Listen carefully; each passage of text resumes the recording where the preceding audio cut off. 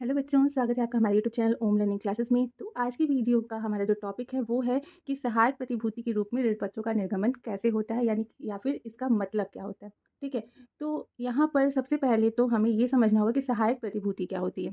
ठीक, तो सबसे पहले हम लोग ये समझेंगे कि सहायक प्रतिभूति कहते किसे हैं।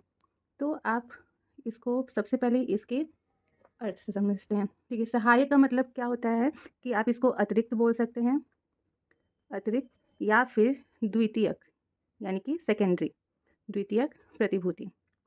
ठीक है, इसका जो एक वर्ड में अर्थ हुआ वो ये हुआ, सहायक प्रतिभूति का अतिरिक्त या द्वितीयक प्रतिभूति। अब इसके नाम से ही आप ये समझ सकते हैं कि अतिरिक्त यानी कि एक्स्ट्रा है, द्वितीयक यानी कि सेकेंडरी है, सहायक यानी कि एक तरीके से हेल्पर है, यानी कि और प्रतिभूति का मतलब क्या होता है, सिक्योरिटी। और सिक्योरिटी कहाँ पर दी जाती है, जब अभी हम लोग क्योंकि फिलहाल कंपनी की बात कर रहे हैं, तो जब कंपनी और ऋण पत्रों की बात करें, कंपनी और ऋण पत्रों की बात करें, ठीक है, तो यहाँ पर सिक्योरिटी का मतलब क्या हुआ कि कंपनी कहीं से लोन ले रही है या फिर ऋण ले रही है, उसके बदले में वो क्या कर रही है, कोई सिक्योरिटी यानी कि बंधक के रूप में अपनी कोई संपत्ति रखती है, तो उसी को हम लोग प्रतिभूति कहते हैं। ठीक, अब यहाँ पे अतिरिक्त या द्वितीय का मतलब क्या हुआ कि कंपनी जब लोन ले रही है तो वो पहले से ही कोई एक प्रतिभूति जो है वो लोन के बदले में बैंक को दे रही है, लेकिन साथ में वो एक सहायक प्रतिभूति भी जो है वो बैंक को दे रही है, यानी कि दो प्रतिभूति के ऊपर कंपनी क्या कर रही है, लोन ले रही है। अब इसको सबसे पहले हम लोग सामान्य भाषा में समझते हैं। जैसे मान लीजिए कि एक व्यक्ति है ए, ठीक, एक व्यक्ति है ए और वो उसको लोन लेना है, तो वो बैंक के पास गया। ठीक, किसके लिए गया, लोन लेने के लिए वो बैंक के पास गया। अब बैंक लोन तो ऐसे देगी नहीं, वो बोलेगी कि मुझे कुछ ना कुछ सिक्योरिटी चाहिए, कुछ आप मेरे पास गिरवी रखेंगे तो ही हम आपको जो है कि लोन देंगे। तो ए ने क्या किया कि अपना जो ज़मीन है, जो लैंड पेपर है उसका, वो अपना उसने बैंक को दे दिया गिरवी रखने के लिए। ठीक है, सिक्योरिटी के तौर पे उसने बैंक के पास अपने ज़मीन के कागजात रख दिए। अब बैंक को उस लैंड पेपर में कुछ दिक्कतें समझ में आती हैं। जैसे मान लीजिए कि उसे ऐसा लगता है कि हो सकता है कि इसके ज़मीन से मुझे उतना पैसा ना मिल पाए, या फिर इसका ज़मीन बेच करके पैसा लेने में मुझे दिक्कत हो सकती है, या फिर कोई और भी तरीके की उलझन हो सकती है जिससे कि बैंक को उसका पैसा, जो लोन का पैसा है, वो वापस होने में दिक्कत हो। तो बैंक क्या कहती है कि ठीक है, आपने ये तो रखा है सिक्योरिटी के रूप में, हमें मंजूर है, लेकिन इसके साथ आपको कोई और एक सिक्योरिटी रखनी होगी, तभी हम आपको लोन दे सकते हैं। ठीक है, तो उस कंडीशन में जैसे मान लीजिए अब इसके बाद जो है कि ये ने कहा चलिए ठीक है, हम आपको एक और सिक्योरिटी दे देते हैं। तो उसने अपने बाइक को, यानी कि बाइक के पेपर को, बाइक का जो पेपर है उसको भी सिक्योरिटी के रूप में बैंक के पास जमा कर दिया। अब ये दो सिक्योरिटी जो है वो बैंक के पास जमा हो गई और इसके बदले में बैंक जो है वो ए को लोन देने के लिए तैयार हो गई है। अब इस सिक्योरिटी का यूज़ बैंक कब करेगी, जब ए बैंक का जो लोन है और लोन पे जो ब्याज है वो दोनों का ही भुगतान करने में असमर्थ होगा, यानी कि ए उसका पेमेंट, अपने लोन का पेमेंट टाइम से नहीं कर पाएगा, तो उस कंडीशन में बैंक क्या करेगी, इन दोनों का यूज़ वो करेगी। कैसे करेगी, वो क्या करेगी कि जो लैंड पेपर है उसके वो तो उसके पास ही जमा है, तो वो उसके हिसाब से क्या करेगी, उसकी ज़मीन को बेच के अपना जो लोन का पैसा है वो ले लेगी। दूसरा है बाइक का पेपर। अब ये बाइक का पेपर, क्योंकि अब आप पहले यहाँ पे ये समझ लीजिए कि लैंड का पेपर जो है, यानी कि जो ज़मीन के कागजात है, वो सबसे पहले रखे गए थे। तो ये जो होता है ये प्राथमिक प्रतिभूति होती है, यानी कि सबसे पहली प्रतिभूति। ठीक, ये प्राथमिक प्रतिभूति कहलाती है। और ये जो हो गया, ये दूसरा एक और साथ में रखा गया है, तो इसलिए इसे हम लोग सहायक प्रतिभूति कहेंगे। ठीक है, तो आपको ये चीज़ें समझ में आई होंगी कि पहला एक प्राथमिक प्रतिभूति पहले से रखा गया है और उसके साथ में उसको सपोर्ट करने के लिए एक सहायक प्रतिभूति अलग से रखा गया है। अब इसका यूज़ कैसे करेगी बैंक, तो बैंक क्या करेगी, सबसे पहले अगर ए ने उसका भुगतान नहीं किया है तो बैंक क्या करेगी, सबसे पहले ए का ज़मीन बेचेगी। ठीक, सबसे पहले ए का ज़मीन बेचेगी और इससे वो क्या करेगी, अपने ऋण की भरपाई करेगी, ऋण और प्लस उस पर जो ब्याज है उसकी भरपाई करेगी। अब मान लीजिए बैंक को चाहिए था टोटल 10 लाख। ठीक है, ऋण और ब्याज मिला के उसको चाहिए था 10 लाख रुपए, लेकिन जब उसने ज़मीन बेचा तो उसे सिर्फ़ और सिर्फ़ मिले हैं 9 लाख। अब 1 लाख और चाहिए, तो वो 1 लाख के लिए बैंक क्या करेगी, उसके बाइक को बेच देगी और इससे अगर मान लीजिए बाइक को बेची तो बाइक से अपना 1 लाख रुपए जो है वो पूरा कर लेगी। अब अगर बाइक से 1 लाख मिला तब तो उसने पूरा 1 लाख ले लिया। अब मान लीजिए अगर वो बाइक को बेच रही है तब उसको अगर 2 लाख रुपए मिल रहे हैं, ठीक है, बाइक को बेचने पे 2 लाख रुपए मिल रहे हैं, तो इस कंडीशन में बैंक क्या करेगी, 1 लाख रुपए खुद रख लेगी और 1 लाख रुपए जो एक्स्ट्रा है वो किसको वापस करेगी, ए को वापस कर देगी। ठीक, तो ये तो सिंपल लैंग्वेज में था। अब इसको हम लोग कंपनी के तौर पे देखते हैं। कंपनी के तौर पे क्या करेंगे, जैसे मान लीजिए कोई कंपनी है, ठीक, वो बैंक के पास गई लोन लेने के लिए। ठीक, बैंक से लोन लेने के लिए गई। अब बैंक क्या करता है, बोलता है कि आप पहले हमारे पास कुछ गिरवी रखिए। तो कंपनी ने क्या किया कि अपनी बिल्डिंग गिरवी रख दी। ठीक, ये जो है कि प्राथमिक प्रतिभूति के रूप में उसने ये रख दिया। प्राथमिक प्रतिभूति क्या है, पहले उसने ये सिक्योरिटी के रूप में अपनी बिल्डिंग रख दी। अब बैंक को लग रहा है कि नहीं, सिर्फ इससे काम नहीं चलेगा, तो बैंक ने कहा कुछ और आप हमारे पास गिरवी रखिए तो हम आपको लोन देंगे। तो कंपनी, अब क्योंकि हम लोग ऋण पत्रों के निर्गमन की बात कर रहे हैं, तो कंपनी ने क्या किया कि अपने डिवेंचर्स को एक तरीके से सहायक प्रतिभूति के रूप में निर्गमित कर दिया। यानी कि कंपनी क्या कर रही है, सबसे पहले तो उसने अपनी बिल्डिंग को गिरवी रखा, उसके बाद बैंक ने बोला कि नहीं हमें एक और प्रतिभूति चाहिए, तो उसने क्या किया कि अपने ऋण पत्रों को किसको दे दिया, बैंक को दे दिया, बेच दिया। वो ऋण पत्रों की जो राशि होगी वो हमें तो बताई जाएगी, उस हिसाब से हम लोग क्वेश्चन सॉल्व करेंगे। तो फिलहाल कंपनी ने क्या किया, अपने ऋण पत्रों का निर्गमन बैंक को कर दिया। जैसे एक आम जनता को कर दिया, फिर इसके पहले वीडियो में आपने पढ़ा था कि किसी से हमने संपत्ति खरीदी, उसके बदले में ऋण पत्रों का निर्गमन हम लोग उसको एक करते थे। सेम वही कंडीशन क्या है कि यहाँ पे लोन लिया है, लोन के बदले में उसने अपने ऋण पत्र को बैंक के पास गिरवी रख दिया, यानी कि ऋण पत्र जो है वो बैंक को दे दिए। ठीक, तो ये चीज़ें हो गई, ये सहायक प्रतिभूति के रूप में ऋण पत्रों का निर्गमन हो गया। अब इसका यूज़ भी सेम इसी तरीके से बैंक करेगी। सबसे पहले क्या होगा कि जैसे मान लीजिए वही सेम कंडीशन, बैंक को चाहिए 10 लाख रुपये अपने लोन और ब्याज को मिला के, कंपनी भुगतान करने में असमर्थ है। तो सबसे पहले बैंक क्या करेगी, बिल्डिंग को बेचेगी।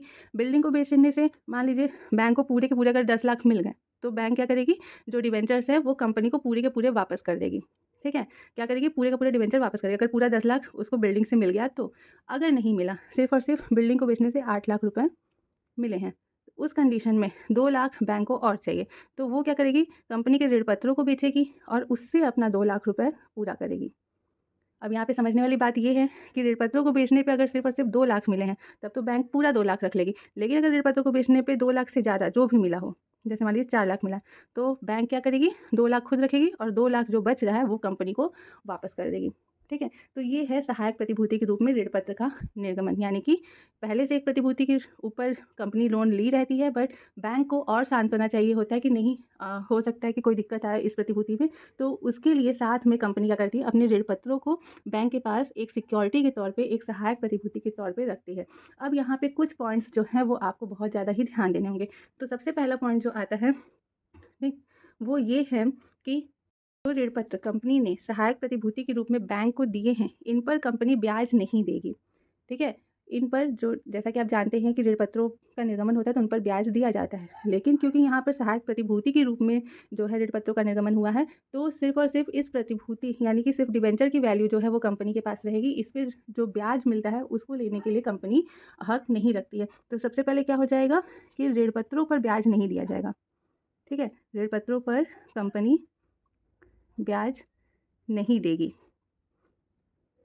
ये चीज़ आप ध्यान रखिएगा। ठीक, दूसरा क्या है, जो ब्याज होता है वो सिर्फ और सिर्फ जो लोन कंपनी ने लिया है उस पे दिया जाता है। ठीक है, यानी कि उधार ली गई राशि पे सिर्फ और सिर्फ ब्याज देगी कंपनी, उधार ली गई राशि पर ब्याज। ठीक है, ये ध्यान दीजिए, जो ऋण पत्र निर्गमित किया गया उस पर ब्याज नहीं देना होगा, लेकिन जो लोन उसने लिया है कंपनी ने उस पर वो बैंक को ब्याज देगी। उसके बाद है तीसरा पॉइंट है कि कंपनी जो है वो जो ऋण पत्रों का निर्गमन उसने सहायक प्रतिभूति के रूप में किया है, तो उस कंडीशन में क्या है कि कंपनी सिर्फ और सिर्फ जो है वो बैंक को ऋण की राशि का भुगतान करेगी, ना कि ऋण पत्रों के अंकित मूल्य का। इसका मतलब आप समझिए, जैसे मान लीजिए कंपनी को जो है वो ऋण की राशि 80,000 भुगतान करनी है। ठीक, इसके लिए कंपनी ने बैंक के पास अपने 10,000 ऋण पत्र रखे हैं, कितने वाले, 10 रुपये वाले।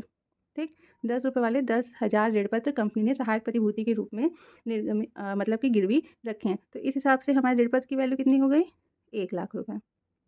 ठीक, 1 लाख रुपये हो गई, लेकिन कंपनी को चाहिए, बैंक को कितना चाहिए, सिर्फ और सिर्फ 80,000 रुपये।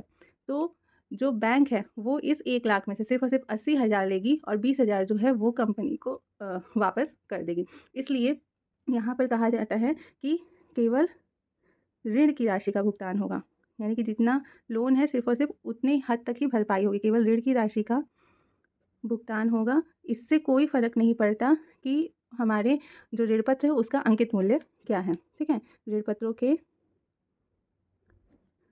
अंकित मूल्य का नहीं। ठीक है, इसको आई होप कि आप लोग को समझ में आया होगा कि जितना ऋण है सिर्फ और सिर्फ कंपनी उस सिक्योरिटी से उतना ही पैसा ले सकती है, उससे ज़्यादा पैसा नहीं ले सकती है। ठीक, इसके बाद नेक्स्ट पॉइंट है कि जो ऋण देने वाली संस्था है, चाहे वो बैंक हो चाहे वो कोई और वित्तीय संस्था हो, वो सिर्फ और सिर्फ ऋण पत्र की एक तरीके से रक्षक होती है। ठीक है, उसके अलावा उस पर उसका कोई और हक नहीं होता है। तो क्या हो जाएगा, ऋण देने वाली संस्था केवल ऋण पत्रों की रक्षक होती है। मतलब सिर्फ़ और सिर्फ़ उनके पास जमा होता है और उससे ज़्यादा उस ऋण पत्र पर उनका कोई और हक नहीं है सिवाय इसके कि जब उनके लोन का भुगतान न हो पाए तो वो उसे बेच करके अपने लोन की राशि अपना वसूल कर लें। ठीक? इसके बाद है कि जब कंपनी अपने ऋण का भुगतान मान लीजिए नहीं कर पा रही है, ठीक है? तो उस कंडीशन में सबसे पहले बैंक या फिर जो भी वित्तीय संस्था है वो किसको बेचेगी? सबसे पहले वो प्राथमिक प्रतिभूति को बेचेगी और अपने ऋण की राशि की भरपाई करेगी। अगर उससे पूरी भरपाई हो गई तब तो ठीक है, तब तो द्वितीयक प्रतिभूति यानी कि जो सहायक प्रतिभूति है ये पूरी की पूरी क्या होगी? कंपनी को वापस हो जाएगी। लेकिन अगर जो प्राथमिक प्रतिभूति है इससे पूरी की पूरी भरपाई नहीं हो पाई तभी जो है बैंक या फिर वित्तीय संस्था कोई भी वो सहायक प्रतिभूति को बेच सकती है, यानी कि उसमें से अपने ऋण का हिस्सा ले सकती है। लेकिन अगर प्राथमिक प्रतिभूति से ही काम चल गया तो सहायक प्रतिभूति का यूज़ करने का उसे कोई हक नहीं है। यानी कि आप इसको एकदम अच्छे से बस इतना समझिए कि बैंक या फिर कोई भी वित्तीय संस्था अपना जो उसने लोन दिया है उस लोन की राशि उसको अगर प्राथमिक प्रतिभूति से मिल गई तो वो उससे ही अपनी भरपाई कर लेगी और नहीं मिली तभी वो सहायक प्रतिभूति से भरपाई करेगी। तो इसके लिए क्या हो जाएगा कि सर्वप्रथम प्राथमिक प्रतिभूति से भरपाई ज़रूरत पड़ने पर ही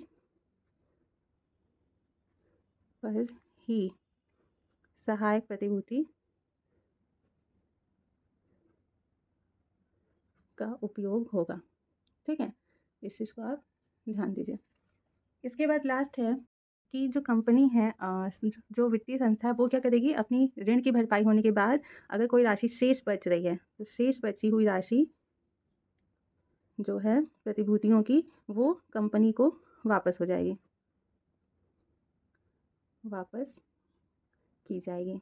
ठीक है? अगर प्रतिभूतियों से हमें चाहिए था सिर्फ़ और सिर्फ 10 लाख, जब दोनों प्रतिभूति को बेचा गया मतलब पहले बिल्डिंग को बेचा गया तो पूरी राशि नहीं मिली, फिर डिबेंचर को बेचा गया तो जो राशि मिली टोटल मिला के हमें मिल गया 12 लाख। ठीक है? हमें चाहिए था 10 लाख बैंक को और मिला हमें कितना 12 लाख मिला। तो जो 2 लाख एक्स्ट्रा मिला वो 2 लाख कंपनी को वापस किया जाएगा। ठीक है? बैंक सिर्फ़ और सिर्फ 10 लाख लेने की ही हकदार है।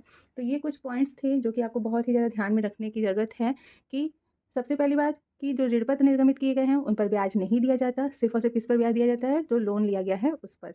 फिर सिर्फ़ और सिर्फ ऋण की राशि का भुगतान होगा, जो ऋण पत्र निर्गमित किए गए हैं उनका अंकित मूल्य जो भी हो उससे जो बैंक या वित्तीय संस्था उसको कोई मतलब नहीं होना चाहिए। फिर है कि ऋण देने वाली जो संस्था यानी कि जो लोन देने वाली संस्था या बैंक है वो सिर्फ़ और सिर्फ ऋण पत्रों की रक्षक है, यानी कि सिर्फ़ और सिर्फ ऋण पत्र उनके पास सुरक्षित पड़े हुए हैं।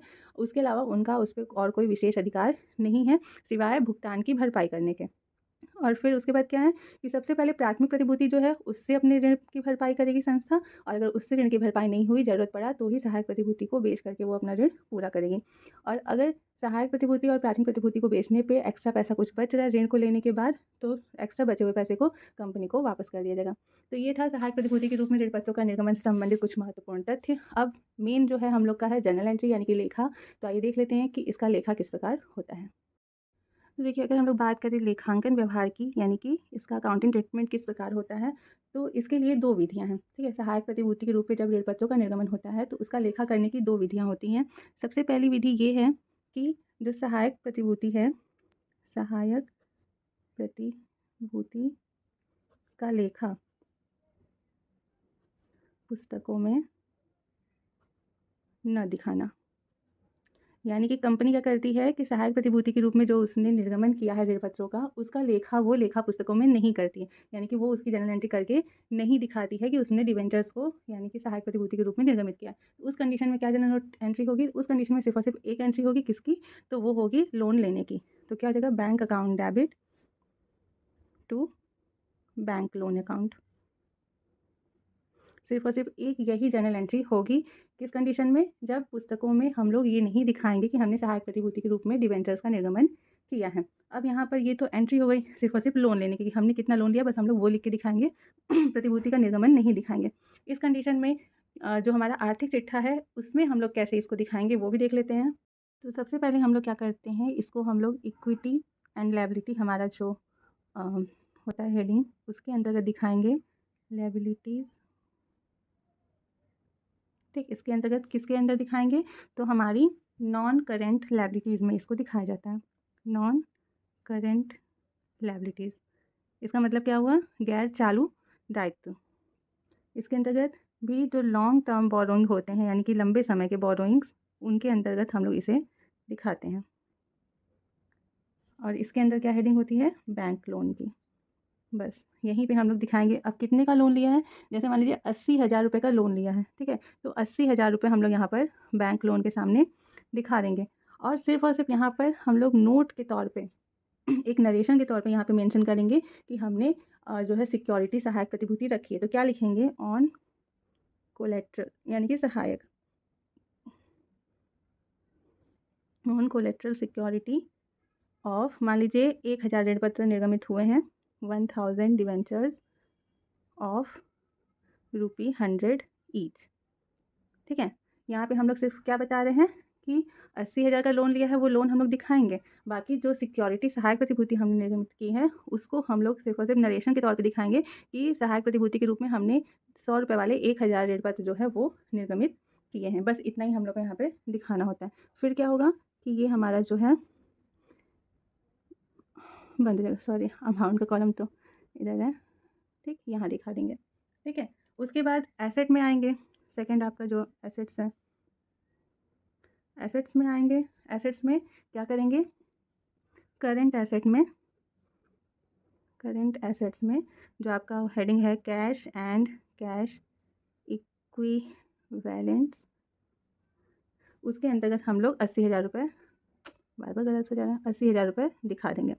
क्यों? क्योंकि आपने लोन लिया है, तो जाहिर सी बात है कि आपको पैसा मिला होगा। तो ये पैसा कहाँ मिला होगा? बैंक में ही मिला होगा, क्योंकि इतनी बड़ी रकम तो हाथ में मिलती नहीं है। और वैसे ही बैंक से जो लोन मिलता है वो बैंक के अकाउंट में ही आता है। तो कैश एट बैंक 80,000 रुपये, बस इतना हम लोग को दिखाना है। सिक्योरिटी की बात हम लोग सिर्फ और सिर्फ नरेशन में करेंगे, इसके अलावा और कहीं पर भी नहीं करेंगे। बस इतना ही हम लोग बैलेंस शीट में इसे दिखाते हैं। तो ये तो थी हमारी फर्स्ट कंडीशन, जब हम लोग लेखा पुस्तकों में नहीं दिखाते हैं तब। अब दूसरा जो कंडीशन है वो क्या है कि जब हम लोग एंट्री करते हैं तो यहाँ पर क्या हो जाएगा? सेकंड कंडीशन कि सहायक